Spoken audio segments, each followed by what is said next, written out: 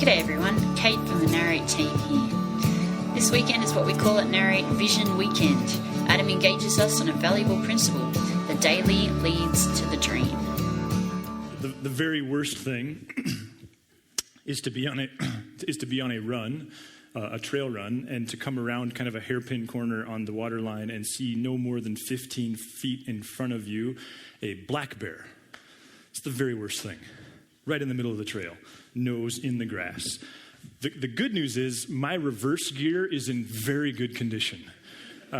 Instantaneously, on a dime. In fact, I learned some things about the way God made our bodies. I didn't know that my brain and body don't even have to consult one another. Like there doesn't even have to be a connection there. My body just took over. And the other thing I learned was that you don't need your eyeballs to run backwards. I mean, you can just sprint in reverse as fast as I'd just been running forward, which isn't very fast, but like in an instant. The very worst thing to be on a trail run, because it's fall and you kind of expect this, and you come around a corner and there's this black bear. The next worst thing is, as you're in reverse, to see about a 7-year-old woman waving her hand at you from afar saying, "It's a dog, it's a dog." So bad. In my defense, it was a St. Bernard, or like had the St. Bernard Newfoundland body type, pitch black, with a little bit of brown, I'm not kidding, from the middle of its neck down to its belly, and its nose was buried in the grass. It's a perfectly reasonable conclusion my body came to. And as I ran by the 7-year-old woman, she said, "Wish I had a picture of that." So I don't have much new for you this morning. If you're a guest with us, my name's Adam, and I get the privilege of providing some leadership and vision, or some of it, around here. And this is what we call Vision Weekend. The bad news is I don't really have anything new to say this morning. If you're someone that's been with us for in excess of a year, you'll have heard us wrestle with these ideas. You've heard us talk about these principles, these laws, if you will. We've talked much about it, and I don't have anything new to say. But the good news is I think what you'll see is anybody who's accomplished anything, which is all of you, anybody who's accomplished anything will quickly see this principle rise up from within your life. You'll see it play itself out. You'll quickly affirm that it's true. And the other thing about this principle is, as much as you'll begin to see it play itself out and see when it played itself out in your life, you'll also quickly affirm that this is the type of idea that we need to revisit often. Because as much as in one sense you'll go, "Oh yeah, that explains this victory, that explains this business, that explains this relationship," as quickly as you'll affirm that, you'll see that it'll also affirm some of your failures. That's one of the odd paradoxical things about this idea, is it speaks to us and gives a lot of rationale for our successes, and it speaks to and gives a lot of rationale for our failures, which means we have to revisit it often. And I think you'll see that as well. Those of you who your marriage is in a completely different place now than it was a year, 2, 3 years ago, you'll see this principle. I had a conversation just a couple weeks ago with a guy who's in his late 20s, and his parents were part of this community, and he and I have revisited this conversation on several occasions, but what it basically amounts to is in his growing up years, his parents were miserable. They were the type of marriage that made it for the kids, and he fully anticipated divorce by the time the youngest one graduated. And then through some conversations between them and God, and I'm not taking any credit, but they were a part of this place, and through some things that they've experienced, it's been a few years ago where I started to hear that they actually like each other. They actually enjoy being around each other. It's actually going well. And so I saw him, because they've since moved, and I asked him a couple weeks ago, "So how they doing?" He's like, "Adam, it's amazing. I can't even explain it, but they like each other." Those of you that have turned to marriage, you'll see this principle playing itself out. Those of you that are at a place in your careers and you're like, "Pinch me, I can't believe I get to do this." There were these years where I was miserable and I was slogging it out, and I just couldn't believe that I'd ever get there. But those of you who you make more than you ever imagined making, or you do what you love to do, and it's "I can't believe I get to do this," you'll see this principle playing itself out. We've talked a lot this last year about the connection between emotional and spiritual health, and trying to just kind of break down those artificial barriers between physical health and emotional health and spiritual health. There's, over the course of the last year, upwards of 50 people who on one occasion or another have seen a professional therapist. About 30 of you, by my estimates, I don't necessarily have a tally, but just from my conversations and staff conversations, there's about 30 people from this community who are meeting with a professional therapist right now. So some of you are different people than you were a year ago. You've been in the text, you've been praying, maybe you've prioritized Sunday morning, you've been doing work with a therapist, you've been a part of a small group, like you're doing the work. And you show up here on Vision Weekend and you're a different kind of person. Somewhere back there, you observed you're the wrong kind of person and you're still not perfect, but you're like, I kind of like my life. See, what you'll affirm is this principle playing itself out in your life. Some of you have this remarkable privilege of having 20 or even 30-something kids who are just living lives that you couldn't be more proud of. One of my favorite things is to talk to those of you whose kids are on the other side of high school and on the other side of college, and just to see how some of you just beam when you talk about your kids. And there's this sense of like, whoa. And your friends say things to you that tell you they don't really get how it got there. But you'll see this principle. You'll see an explanation that it is even bigger, or maybe even gives God's grace more justice as to how this actually happened. Some of you have lost 40 pounds. Some of you have successfully trained for a marathon. See, this is the type of principle where anywhere you find success, you'll find it. And yet what makes it kind of agitating is that the same is true with failure. Like in any area where you're hopeless, in any area where you're discouraged, in any area where you feel like giving up, in any area where you feel like you've wasted your time, in any area where the hole feels just far too deep, like you got the American Express statement and it said $17,193.83, and you just have this like, ugh. See, the principle is also why you feel the ugh.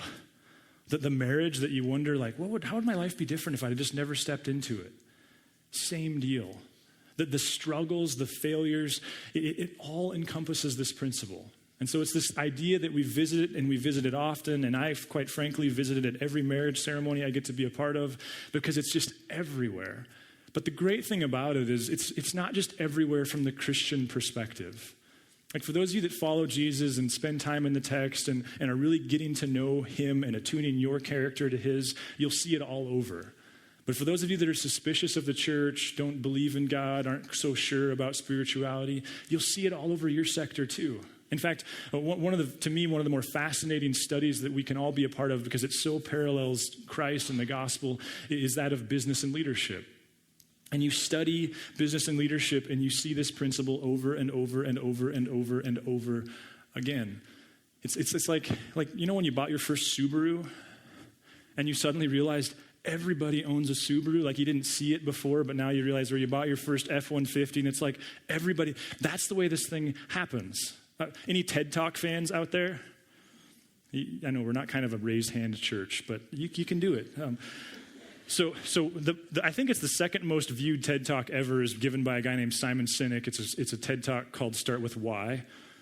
And I listened to an interview with him recently in which he was being interviewed by Brad Lomenick, this leader who I really respect, who leads this network called Catalyst, or used to. He's just kind of transitioned from that.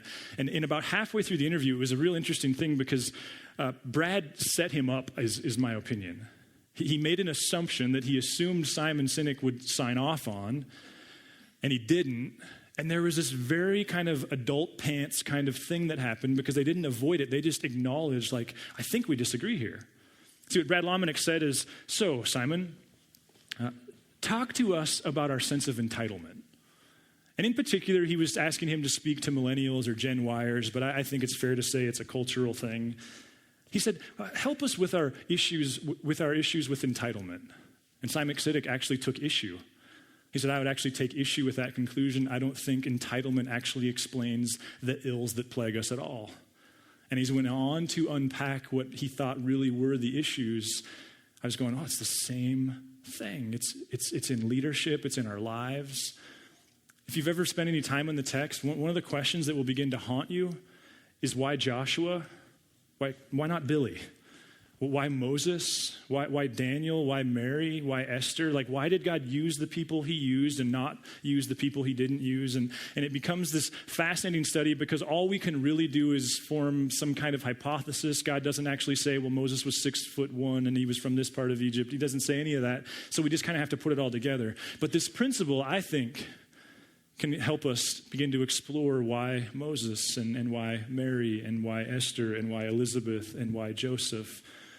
I was listening recently to a conversation that Andy Stanley was having, and And he postured this idea as it relates to why Paul.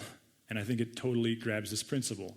See, if you go back to the very beginning of the Christian story, if you go back to right before Jesus ascends into heaven, so cross, tomb, alive, tomb is empty. Jesus says, hey guys, meet me on Mount Helena because we got to talk about something before I take off for heaven, which isn't like the other side of Saturn. It's like horizontal, a sphere more real than this sphere, but that's its own conversation that we'll get to in April.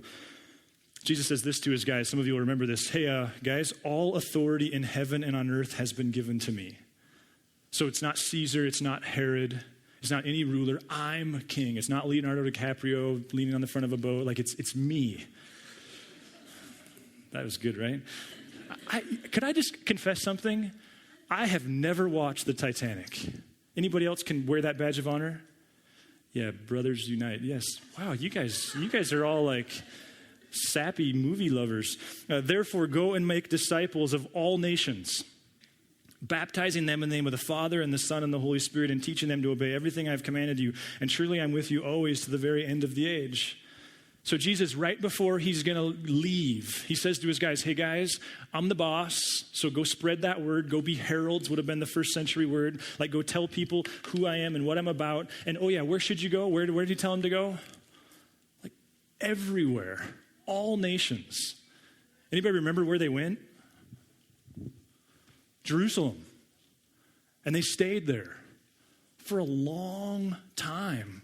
So Jesus has this big pep rally. Hey guys, we should all pray with our wives and then we'll bring it back, and nobody brings it back. Or hey guys, we should all, sorry, that was an inside thing. But hey guys, we should all, you should go everywhere, go into all nations. And they go to Jerusalem, which happened to be home. And here's where we get off the page of the text, and we're just speculating for the sake of speculating, though I do think that there's some reasonable nature to the frustration, and I just wonder if eventually God the Father didn't go, hey, son, Jesus, come over here. Hey, look at your guys. They're not really doing anything. Did you tell them to go to all nations, the whole Mediterranean rim? Did you tell them to get started on that? Yeah, I did. Well, they haven't left Jerusalem. I know they haven't left Jerusalem. Son, maybe we need to get somebody else. Maybe we got to find somebody else who will actually do what you asked them to do. Well, who would we do? He's like, well, this guy's doing lots of stuff. He's everywhere. Who's that? Saul. You mean Saul of Tarsus? Yeah, that guy, he's going everywhere. Yeah, Father, he's going everywhere to kill us.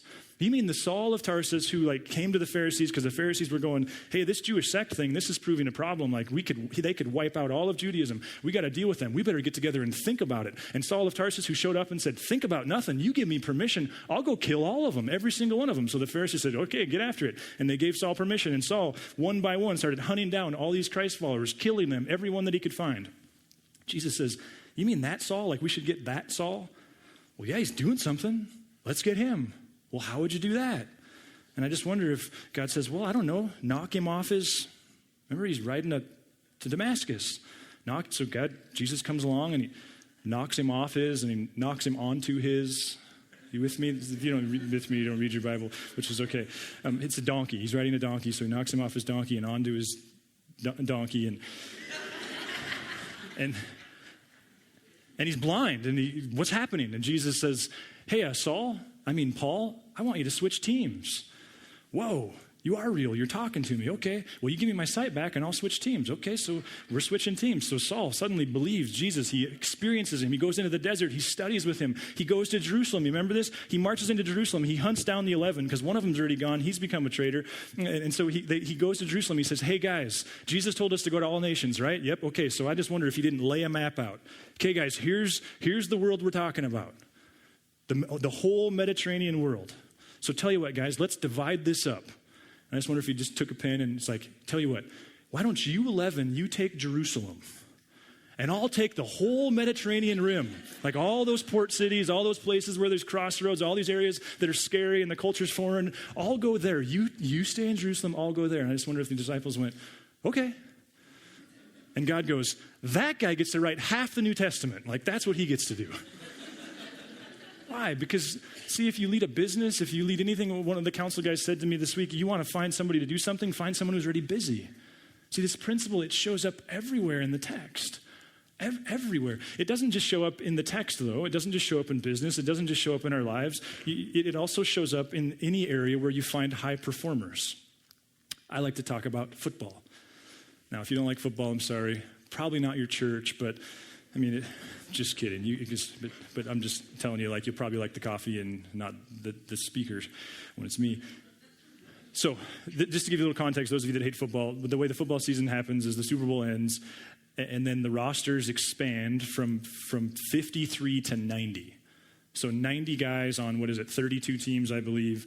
And those 90 guys are comprised of guys who weren't on teams, guys who were in college the previous year, guys who were drafted and weren't drafted, young guys, as well as old vets who were trying to make teams. So 90 guys come together, and then starting in about June, they get to have these things called mini camps, and they have several mini camps where they're kind of working on the roster and, working on the playbook and all of that. And then that funnels into spring training, training camp, thinking baseball.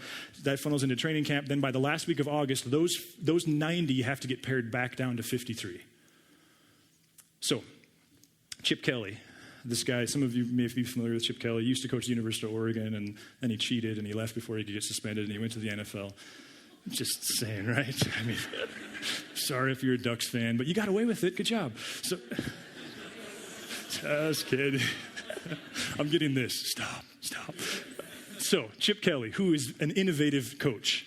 He got away with it. He's also bringing all these innovative things into the NFL. I read this article this last June where at the end of their first mini camp, so he's got 90 guys in the room. And again, you got to catch the context here. You got 90 guys, some who are rich, some who are poor, some who want to become more rich, and some who want to become rich for the first time. Some are 30, some are 22, some have accomplished things, some are just hoping to accomplish things. You've got this incredibly competitive environment, and not to mention teams can only spend so much money, so they really want the 23-year-old to thrive because they're cheaper.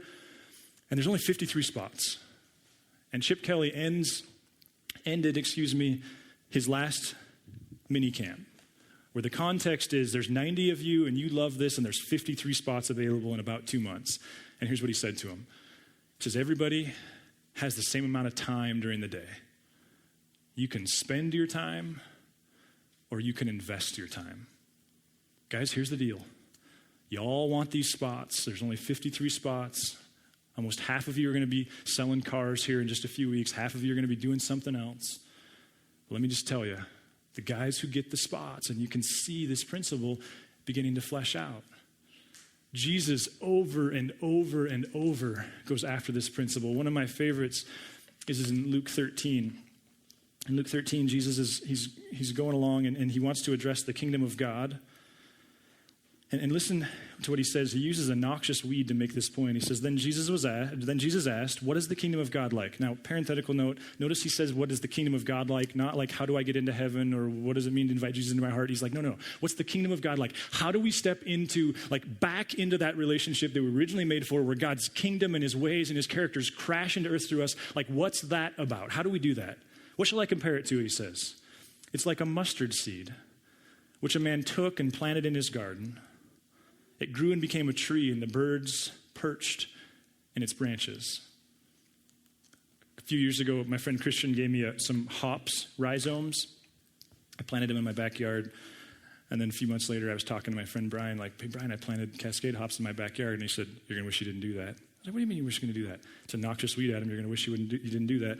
And then I was later talking at Ales for Trails, one of the brewers from Butte, and I was like, hey, I'm just trying to kind of find something to talk to these guys about, right? I just planted hops in my backyard. And he's like, you're going to wish you didn't do that. What do you mean I wish I didn't do that? He said, Adam, there are hop plants in Butte that are from the Prohibition era that the city has been trying to kill, and they can't kill them. They've paved alleys in the name of killing these hops, and the things spring up through the alleys, through the asphalt, through the concrete, you can't kill them. So better hope your neighbors like hops. That's the context of mustard seed. Modern Israel today, it is a noxious weed, no different than our noxious weeds, a controlled plant, if you will. It's a little tiny seed. But what they know is this little tiny seed becomes this massive bush, maybe think choke cherry bushes that grow along our roadways, that suddenly takes over.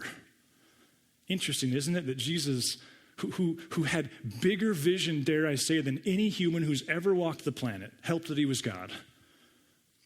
He's got massive vision, and he likens the establishment and the creation and the fruition of his vision to this little tiny seed that after years and decades becomes something significant.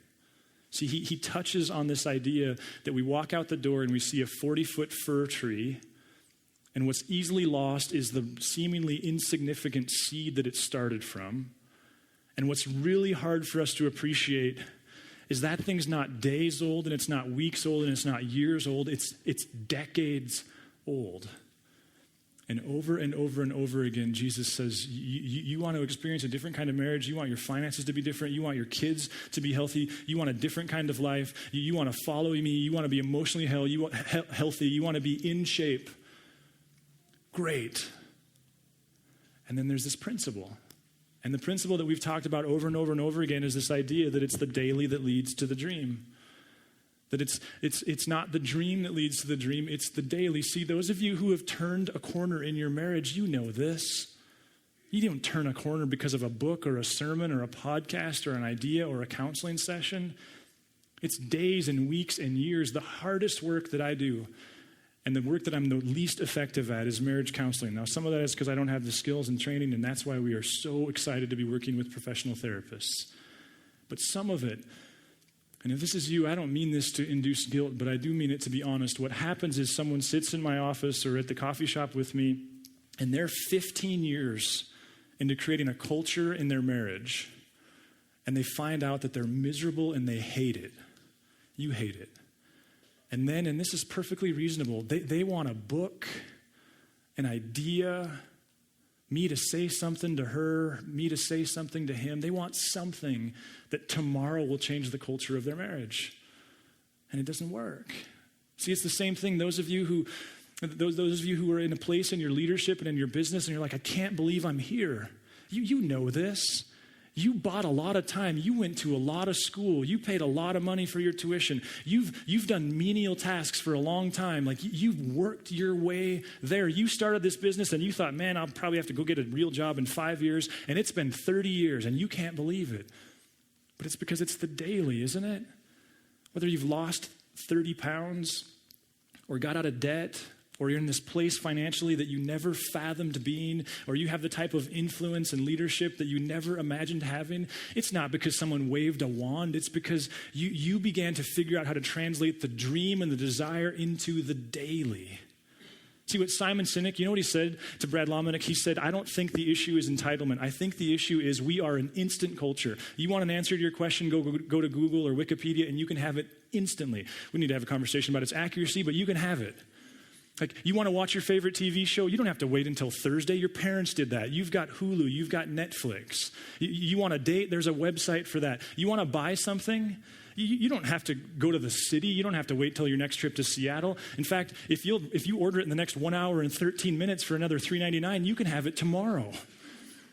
And if you don't want to wait till tomorrow because you've got a friend who's got Prime, you can have it on Tuesday for no additional shipping charges whatsoever. We can have anything, he said, instantly. The problem, he said, isn't entitlement. The problem is we also want impact. And we're searching for a way to have instant impact. And there's no such way, he said.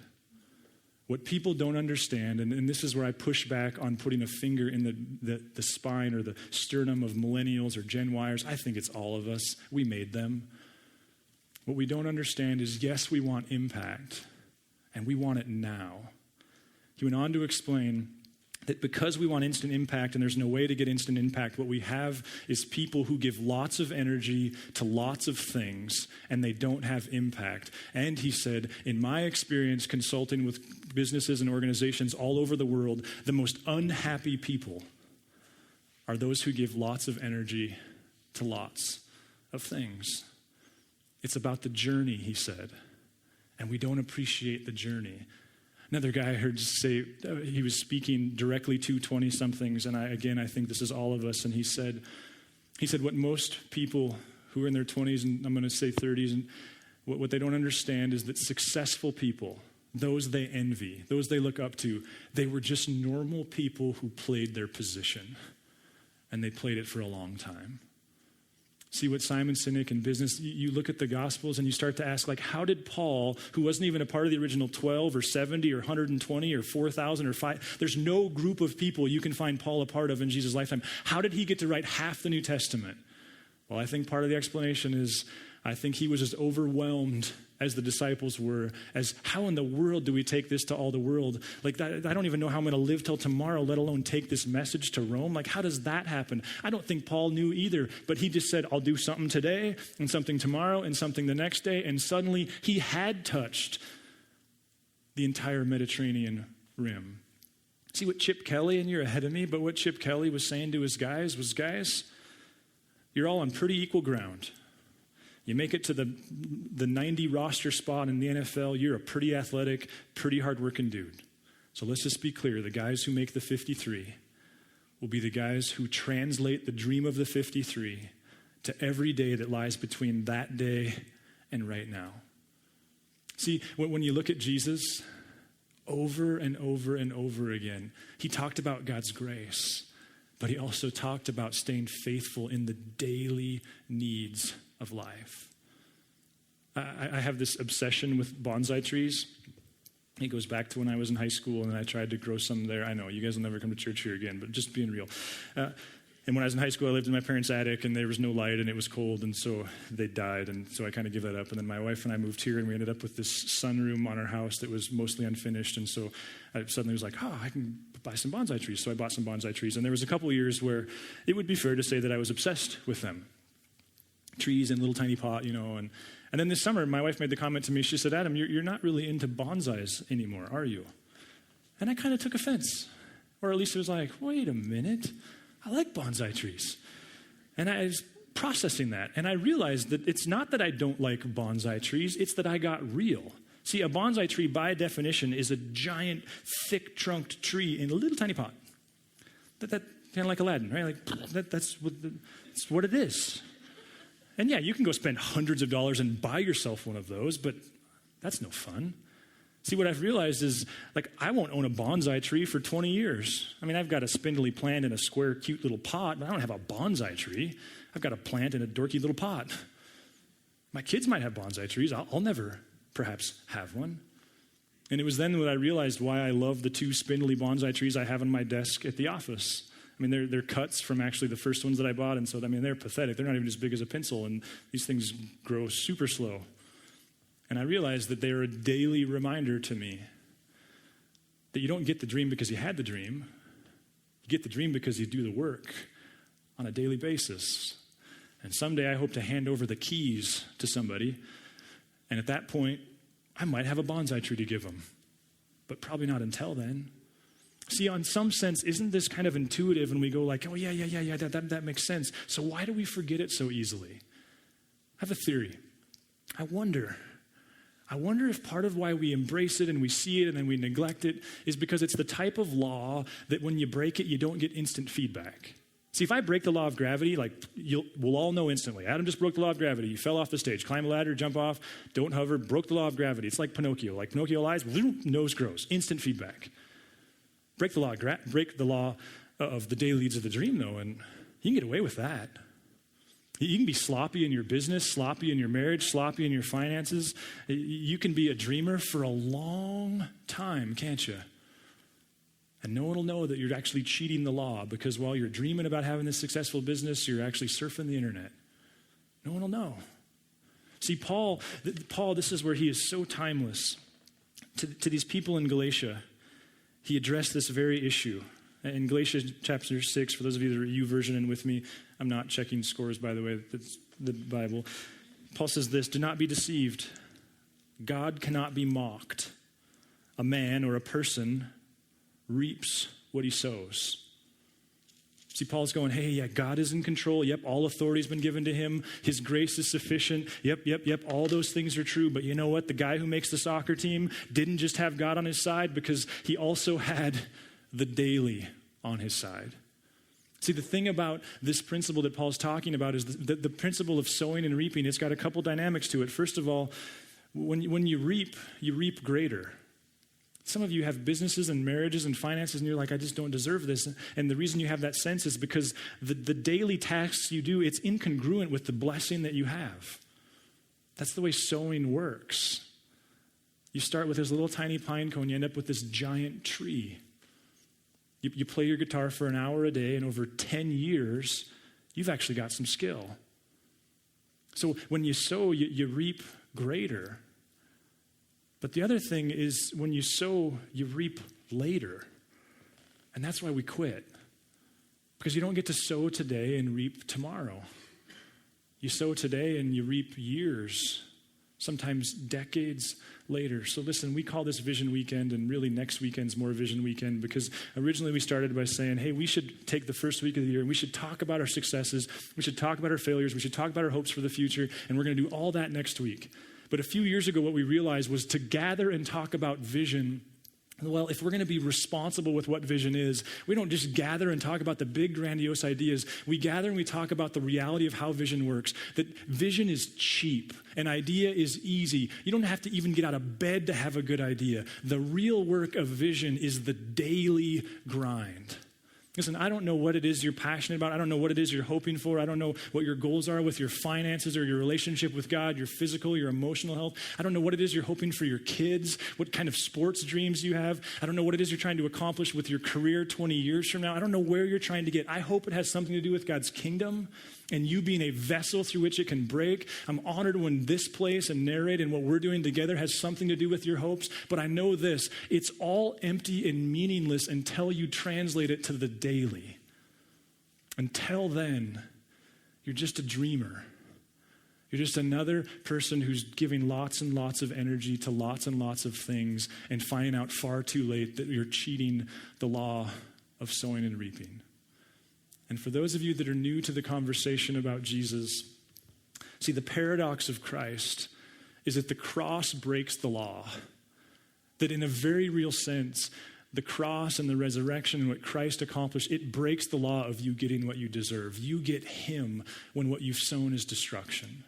And yet grace does not interfere with God's passion for your participation. Grace is not opposed to your effort.